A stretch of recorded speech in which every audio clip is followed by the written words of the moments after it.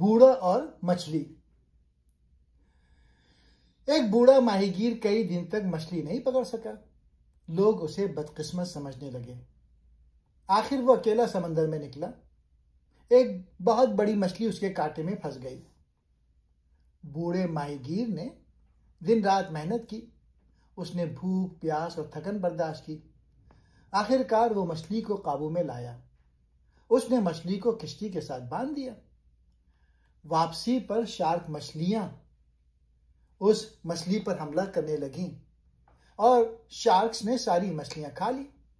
सिर्फ ढांचा बाकी बचा। लोग हैरान रह गए कि बूढ़ा कितनी बड़ी मछली पकड़कर लाया था।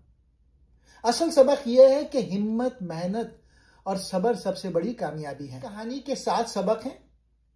पहला, हिम्मत न हारना। चाहे हालात कितने भी मुश्किल हों, इंसान को कोशिश जारी रखनी चाहिए। दूसरा, मेहनत सबसे बड़ी कामयाबी है। अगर पूरी लगन से काम किया जाए तो वही असल जीत है। तीसरा, अकेले भी लड़ना पड़ता है। जिंदगी की कुछ जंगें इंसान को खुद ही लड़नी पड़ती हैं। चौथा, सब्र जरूरी है।